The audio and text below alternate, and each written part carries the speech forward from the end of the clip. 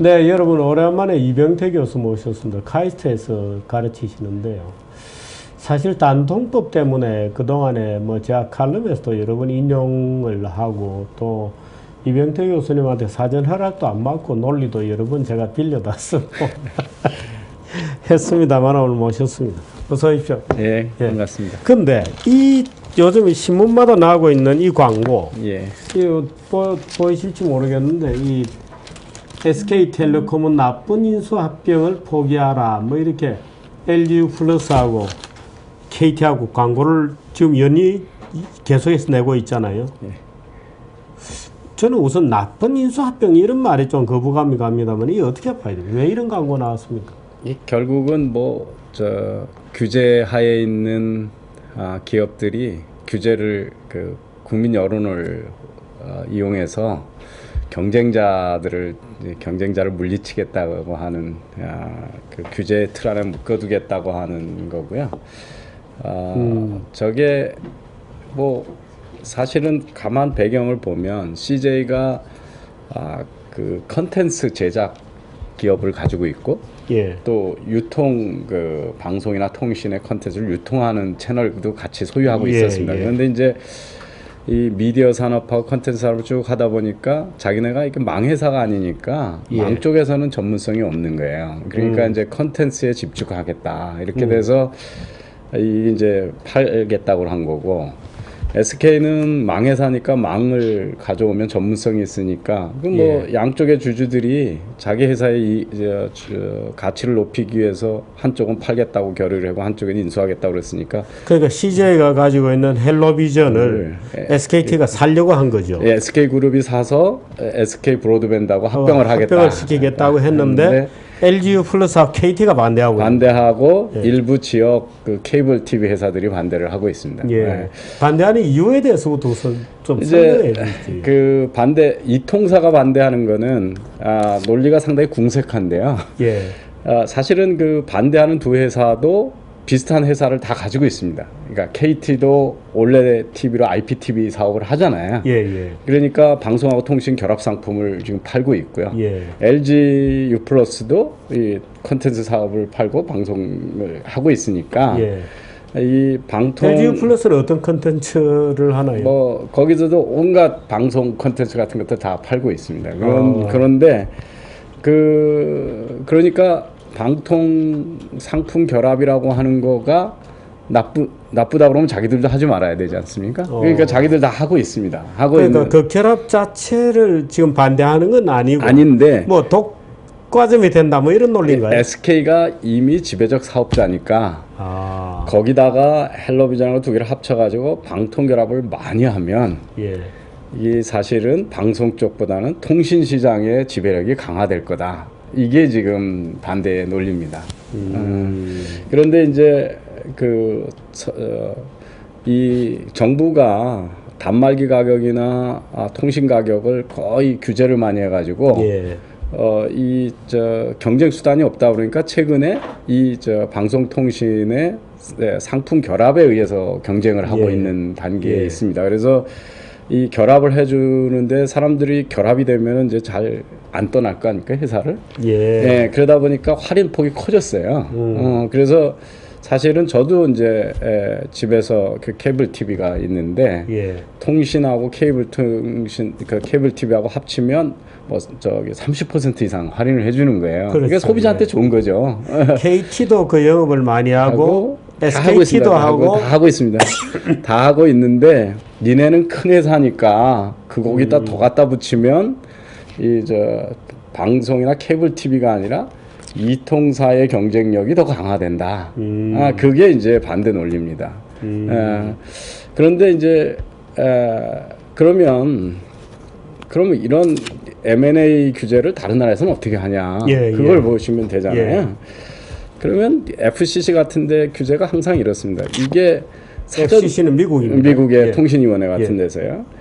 이게 우리가 우리나라에서는 마치 그 시장 점유율이 50%만 넘으면 지배적 사업자다 이렇게 얘기를 하는데 그렇다고 규제하면 뭐 세 회사 합치면 몇 프로 뭐 그런 단독으로는 뭐 몇 프로 그런 거죠. 근데 있죠. 지배적 사업자라고 그래서 규제가 당연시되는 거 아닌데 우리나라는 당연시되는 것처럼 얘기를 합니다. 그러니까 지배적 사업자라고 그래도 마켓 셰어가 크다는 거는 그 회사가 혁신을 해서 사업적으로 성공했다는 뜻이지 그게 소비자한테 피해가 가는 반경쟁 행위를 하기 전에는 규제를 하면 안 되는 거거든요. 그래서 이제 FCC 같은 데서나 외국에서는 다 항상 이 M&A 규제를 하고 그럴 때는 되게 조심스럽습니다. 이게 당연히 뭐냐면 이렇게 합병을 하고 나면 소비자한테 약탈적 가격 정책을 통해서 경쟁자를 시장에서 내쫓고 그다음에 소비자한테 독과점 피해가 간다라고 하는 개연성이 그러니까 독점 가격을 부여해서 소비자를 착취할 거다. 착취하고 경쟁사를 완전히 시장에서 수출할 거다. 그러고 그런 일이 발생하면 이게 불가역적이어가지고 다시 되돌릴 수 없는 구조가 된다. 이게 이제 증명이 돼야 규제를 하는 거거든요. 근데 이제 우리나라에서 과연 그러면 이게 그 약탈적 가격 정책을 쓸 수 있느냐 이런 거죠. 근데 그러면 다른 회사들이 대응 수단이 없어야 되거든요. 근데 KT는 유선망에서는 독점이거든요. 그렇죠. 그러니까 SK텔레콤이 옛날 전화라인 거죠. 그래서 사실은 우리가 SK텔레콤이나 LG텔레 U+한테다가 통신 요금을 줘도 그 중에 일부는 그 유선망으로 그 연결해주는 서비스로 다시 KT한테 돈을 주는 거거든요. 그래서 뭐 미래부나 이런 쪽에서 그 유선망을 접속하는 접속률을 올려버리면 상당한 이익이 그쪽으로 가게 됩니다.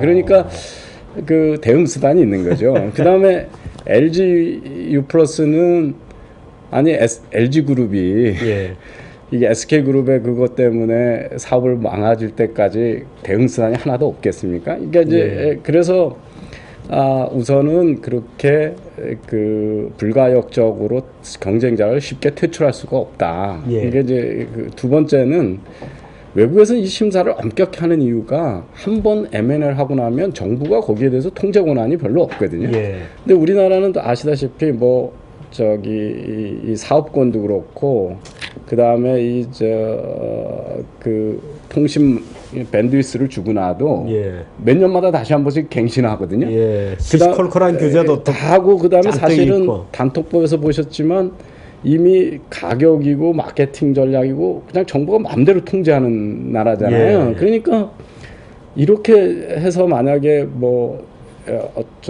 지배적 사업자가 소비자한테 가격을 막 올리고 그러면 우리 같은 사회 분위기에서 정부나 사회가 그걸 용인할 리가 없잖아요. 그러니까 정부가 월등한 권한을 가지고 있고 시장 개입을 하고 있는 선이기 때문에 항상 이게 불가역적인 되돌릴 수 없는 시장 구조의 왜곡이 나오지 않을 거다.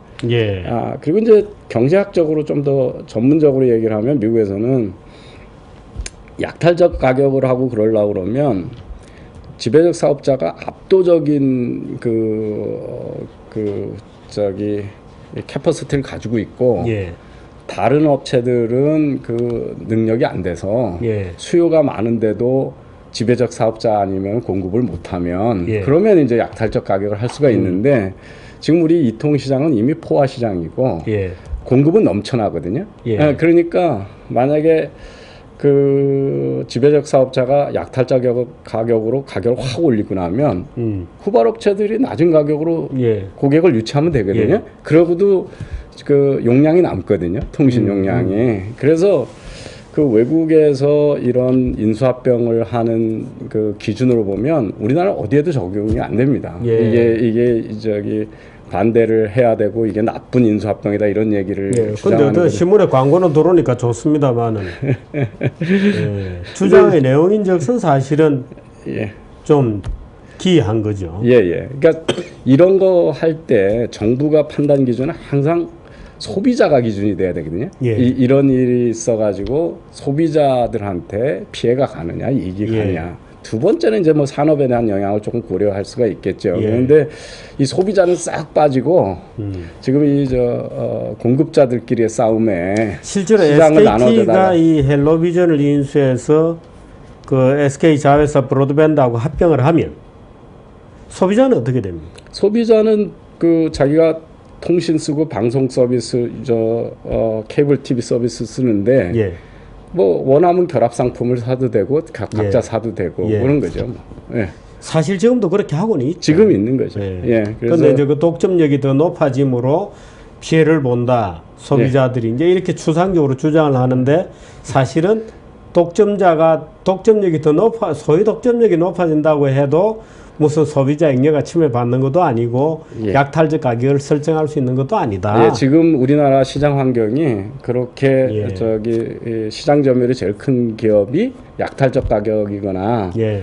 완전히 경쟁자를 시장에서 쫓아내 가지고 영구적으로 퇴출시킬 수 있는 능력이 있냐? 그 점에서는 지극히 회의적인 거죠. 예. 그런 사례가 있습니까? 없습니다. 사실은 아니 그러니까 제가 그걸 여쭤보는 게 사실은 우리 중고등학교에서부터 모든 경제 관련된 이론에 꼭 보면 독점이라는 챕터가 있어서 독점이 되면 약탈적 가격이 나오고 뭐 어쩌고 저쩌고 해서 규제해야 된다고 우리나라에서는 쓰고 있어요. 근데 사실 국제적으로는 이미 시장 점유율이라는 게 무슨 독점의 기준이 되는 시대는 이미 지나간 거 아니에요? 예, 전 인류가 20년 동안 마이크로소프트 윈도우스만 썼잖아요. 그러니까요. 예, 마이크로소프트 오피스만 썼고 예. 그렇다고 해서 거기를 뭐 독점 규제를 하지 않지 않습니까? 왜냐하면 예. 소비자한테 좋은 제품을 내는 성공이기 때문에 예. 그래서 반 경쟁 행위를 할 때만 규제가 되는 건데 예. 우리는 마치 시장 점유율이 높으면 반드시 규제가 보장되는 것처럼 예. 저런 그런 인식을 정부도 가지고 있고 일부 사회에서도 공유하고 있는 것 같아요. 예. 근데 그렇게 해서 소위 이제 통신시장이 우리가 비대칭적 규제라고 해서 후발 사업자들을 또 먹고 살 수 있는 선에서의 정부 규제가 돼 있잖아요. 예. 그러면 이제 이게 통신이 아주 시장 구조가 어떤 거냐면 어마어마한 고정자산 투자를 하고 나서 예. 변동 비용이 낮은 산업이잖아요. 예. 그러니까 그 시장 점유율이 크면 원가가 낮고 예. 1인당 평균 원가가 낮아질 수밖에 예. 없었잖아요. 고정 비용이 크고 변동 비용이 낮으니까. 그다음에 이제 시장 점유율이 작으면 원가가 높을 수밖에 없습니다. 근데 예. 원가가 높은 회사가 이익을 남게 해주면 예. 원가가 낮은 회사들은 초과 이윤이 나는 거죠. 큰 이익이 나는 예, 큰 이익이 나는 구조입니다. 근데 그거보다 더 심각한 건 이런 겁니다. 지금 얼마 전부터 이제 넷플릭스가 우리나라에 글쎄요. 콘텐츠 네. 산업을 하잖아요. 그거 여쭤보려고 그랬는데. 예. 그 다음에 지금 요새 아주 중국에서 큰 히트를 치고 있는 태양의 후예. 예. 이 제작을 누가 했냐면 제작 비용의 반을 중국 업체가 된 거거든요.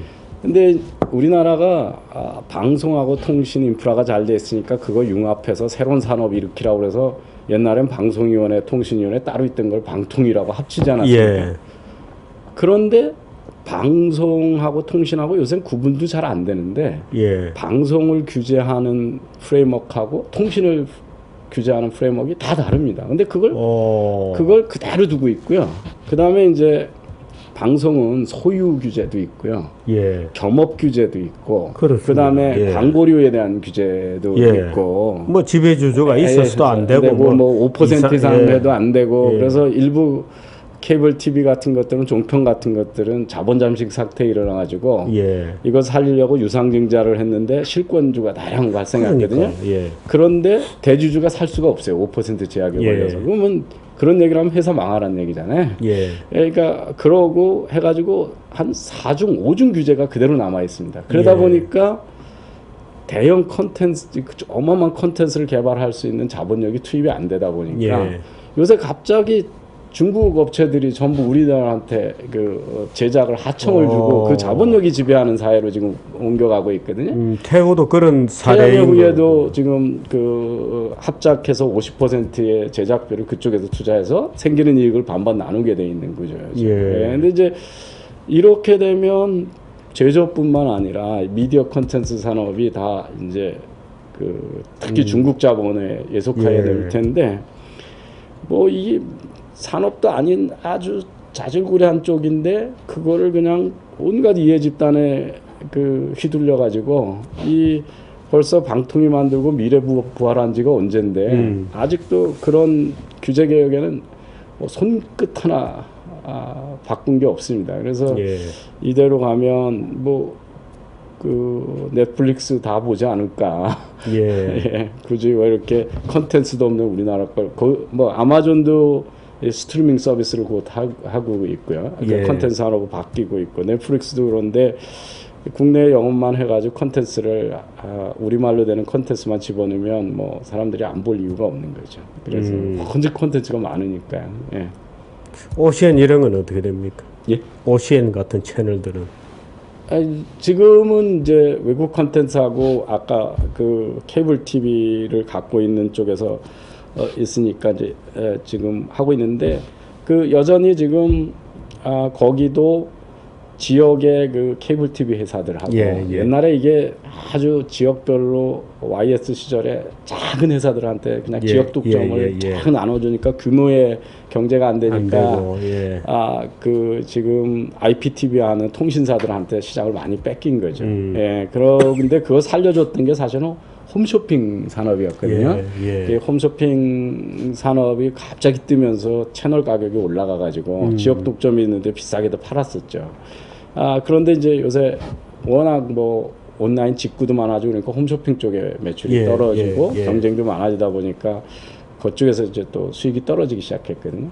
그래서 그 케이블 TV 사업 자체가 그렇게 독자적으로는 그렇게 재미가 없는 산업이 됐습니다. 그러니까 남이 만든 그 외국 옛날처럼 외국 컨텐츠 외화 같은 거 틀어가지고는 그렇게 저 광고를 많이 유출 못하거든요. 그래서 이제 또 뭐 그 컨텐츠의 한계가 컨텐츠의 한계가 있는 거죠. 그래서 근데 요번에 그 뭐 태양의 후예 같은 거 보시면 제작비가 100몇십억씩 들지 않습니까? 그러니까 이제 이게 어마어마한 자본이 아니면 좋은 컨텐츠를 만들 수 없는. 그다음에 그 미드들 좋아하시는 분들이 있는데 지난번에 넷플릭스에서 그 하우스 오브 카드 그 저기 백악관의 대통령 되기 위해서 정치 겉모술수하는 거 했었습니다. 그런데 이 회사가 이제 어마어마한 제작비를 가지고 이걸 만들었는데 예년하고 달리 어떻게 했냐면 예년에는 우리가 미드라는 게 뭐 이렇게 하루에 한 편씩 이렇게 일주일에 한두 편씩 줘. 6개월 뭐 이렇게 걸쳐서 내놓던 거를 한꺼번에 전편을 다 내놨거든요. 그렇게 하는군요. 근데 그 왜 그랬냐 보니까 요새 TV들을 보고 그런 게 아니라 다 이 저 스마트 기기를 가지고 보니까 젊은 친구들이 어떻게 보니까 자기네 빅데이터를 분석해 보니까 소위 빈지 와칭이라고 그러는 게 주말에 그냥 금요일, 토요일, 일요일 날 전편 시리즈 한꺼번에 다 보는 겁니다. 지나간 걸. 그러니까 이런 고객이 많으니까 빈지 그냥 한꺼번에 막 폭식하는 거죠. 빈지 와칭이라고. 빈지 와칭. 그래가지고 이거 폭식을 한다는 거죠.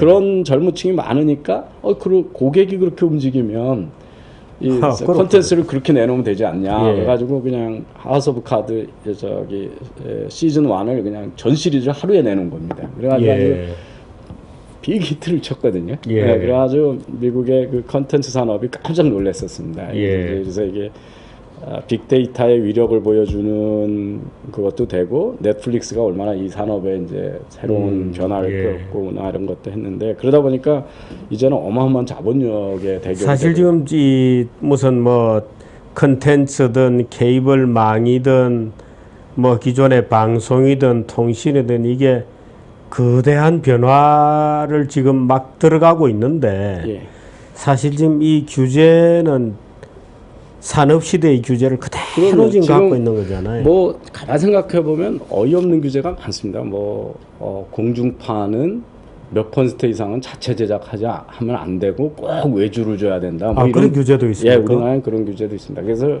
방송 쪽에 가 보면요, 아까도 말씀드렸지만 소유 규제서부터 제작 규제, 행위 규제서부터 경업 금지서부터 시작해가지고 광고료에 관한 규제에서부터 뭐 그러니까 어떤 회사가 자기네 상품을 만드는데 왜 당신들은 몇 퍼센트 이상은 항상 외주 제작을 해야 된다. 그런 규제를 왜 오늘날까지 우리가 가지고 있어야 되겠습니까? 그래서 그러니까 방송통신위원회가 아니고 방송사 지주회사인 거죠. 경영은 자기들이 하는 거예요. 뭐 통신도 그렇지 않습니까? 단통법이라는 게 단통법 지금 어떻게 되어 있습니까? 그거 뭐 고친다 뭐 말은 있었는데 어떻게?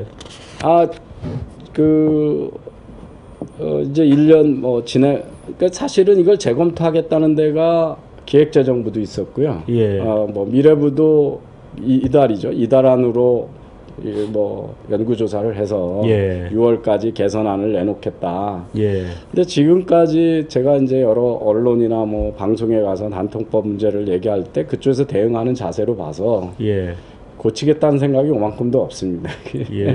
계속 변명만 하고 있는 거죠. 근데 그러면 다른 나라는 어떻게 됐냐?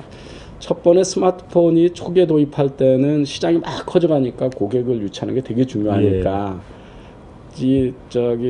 통신사도 그렇고 단말기 제조회사도 막 지원금을 줘가지고 경쟁하다가 이제 시장이 안정이 되고 그랬으니까 그래봐야 실익이 없거든요.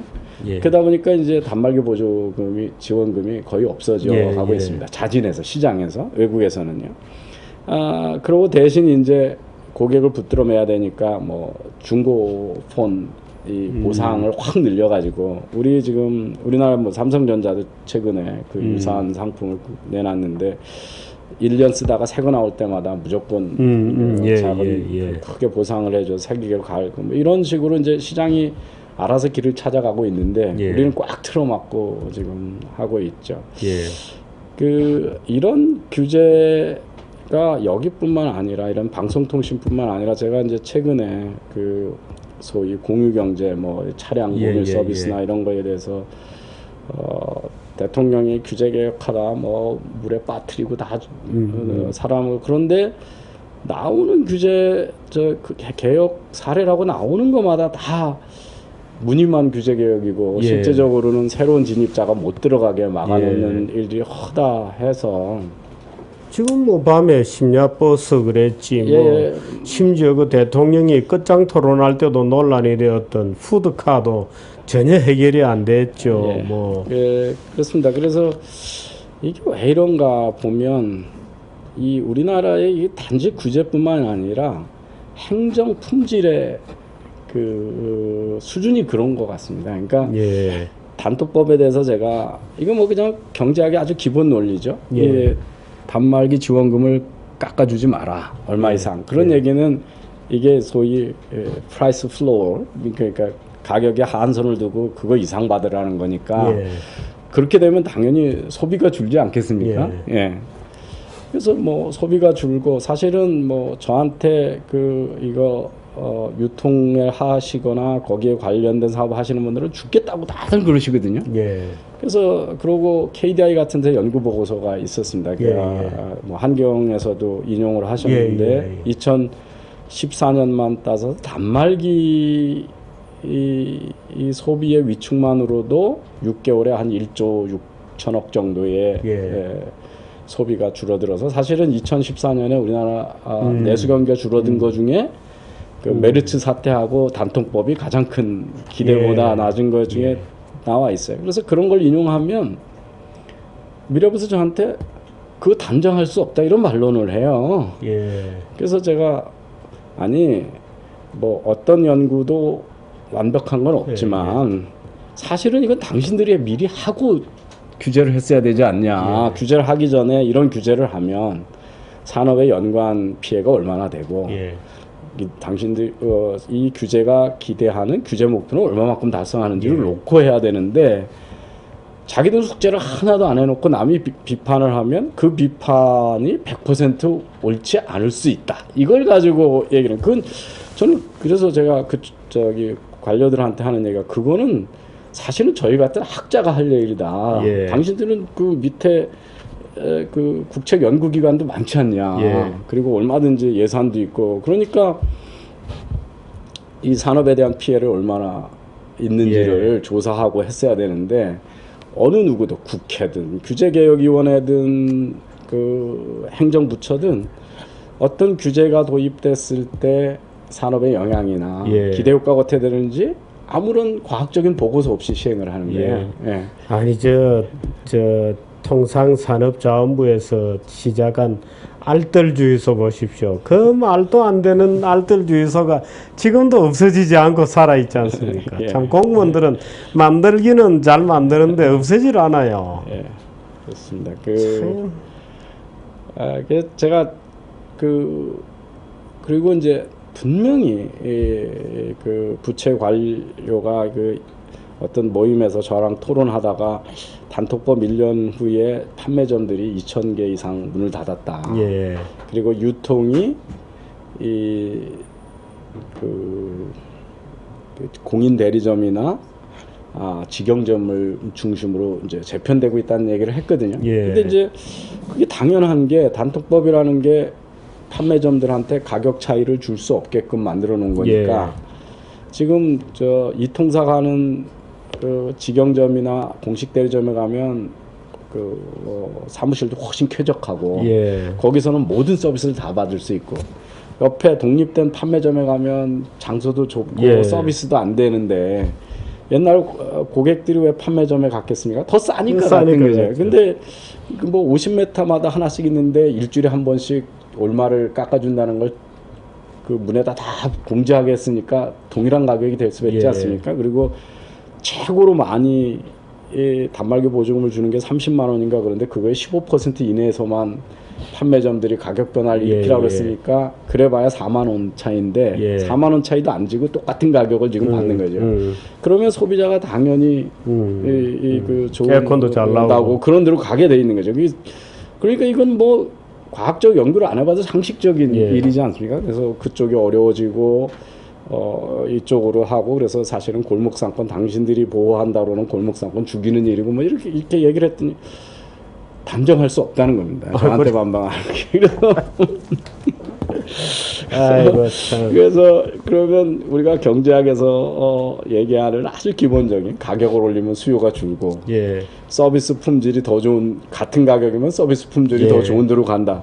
이 가정마저도 부인하고 나오면 그러면 뭐 대한민국 사람들은 이성을 다 상실한 소비자만 있다는 얘기 아니냐. 그래서 저는 그래서 학자들이 뭐 여러 가지 그 어떤 거를 이야기할 때 오류의 가능성이 조금이라도 있다라고 하는 비판은 학자들이 하면 좋겠는데 어떻게 돼서 역할이 정반대로 되느냐 그러면서 제가 논쟁을 하기도 합니다. 그래서 저는 그 좀 걱정이 되는 게 이렇게 산업 피해가 크고 그런데 이거를 뭐 시작할 때는 그렇게 정치적인 이유로 파퓰리즘적으로 시작했어도 이미 이제 시작해 본 지가 1년이 넘었고 산업 피해의 증거도 많이 드러나 있고 그러니까 좀 정말 객관적으로 국가 경제를 위해서 좀 해야 되는데 지금까지 이제 규제 당국이 해온 거로 봐서는 그걸 자기네가 스터디 해가지고 하면 뭐 자기네 컨트롤 하에 있는 국제연구원들 가지고 정해진 그게 과반대로 방통위 소관인가요? 이게 저기 규제 법안을 만드는 거는 미래부고요. 미래부죠. 그 규제가 지켜지고 있는지를 감독하는 권한은 방통위로 나눠져 있습니다. 그러니까 그래서 이 법안 만들고 뭐 하는 거는 미래부가 다 하고요. 이제 안 지켜준다고 맨날 불러서 벌금 내라고 그러고 혼내는 건 방통위가 하고 이게 그것도 나눠져 있습니다. 그렇군요.